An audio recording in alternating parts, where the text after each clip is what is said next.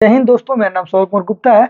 आज हम बात करेंगे बीपीएससी बिहार शिक्षक भर्ती परीक्षा के बारे में। यानी हम बात करने वाले हैं परीक्षा के बारे में।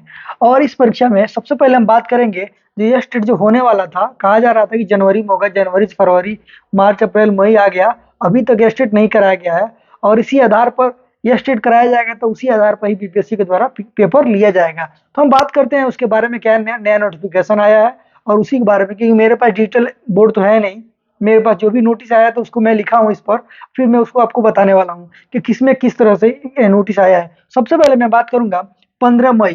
15 मई यानी इसी 15 मई तक यह स्टेट परीक्षा की घोषणा हो सकती है। यानी 15 मई तक यह स्टेट की परीक्षा की घोषणा हो सकती है। और उन्होंने कहा है कि यह स्टेट की परीक्षा 15 तक घोषणा हो जाएगी कि अगला परीक्षा कब होगा। और उन्होंने कहा भी है कि 20 मई से शुरू हो सकती है यह स्टेट की परीक्षा। जो यह स्टेट की जो परीक्षा है वो 20 मई से स्टार्ट हो सकती है। आपको पता है कि ये स्टेट की परीक्षा होती है, सबका अलग अलग विषय होता है, इसीलिए उसमें काफी लंबा प्रोसेस होता है। तो उसी के चलते परीक्षा स्टार्ट होगी, जिसमें आचार संहिता का कोई लेना देना नहीं है। क्योंकि वन वन डे परीक्षा होता है और एक ही दिन में 2 घंटे का परीक्षा होगा। तो जो आपको पता है कि विषय अनुसार होता है, तो सबका अलग अलग होता है, अलग अलग जिला में होता है। और जो भी पेपर होता है कंप्यूटर बेस्ड परीक्षा होता है, तो आपको आचार संहिता से कोई मतलब नहीं है।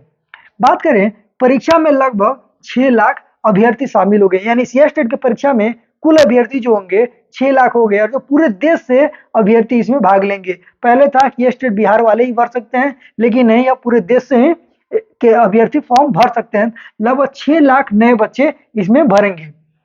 यानी इसका मतलब कि 6 लाख फॉर्म पड़ा है।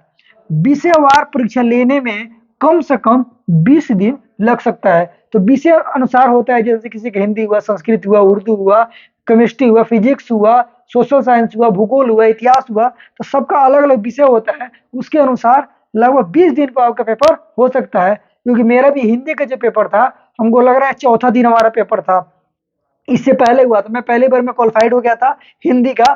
तो उसी से संबंधित है कि 20 दिन इसमें पेपर लग सकता है। बात करें ट्रायल 4, आपको तो पता है कि ट्रायल ट्रायल 3 चल रहा है। तो ट्रायल 3 री एग्जाम होने वाला है। री एग्जाम होने वाला है 10 या 12 जून को, तो हो सकता है। तो ये जो कहा जा रहा था कि 24 अगस्त को होने वाला ट्रायल 4 का विज्ञापन पहले ही हर हाल में, मतलब रिजल्ट जारी होगा। इसका कहने का मतलब ये हुआ, जो ट्रायल 4 होगा उसमें यह स्टेट वालों का रिजल्ट ट्रायल 4 से पहले आ जाएगा। यानी यह स्टेट का रिजल्ट, यानी किसका रिजल्ट, यह स्टेट का रिजल्ट ट्रायल 4 से पहले आ जाएगा। यानी सब सारे बच्चे इसमें फॉर्म भर सकते हैं।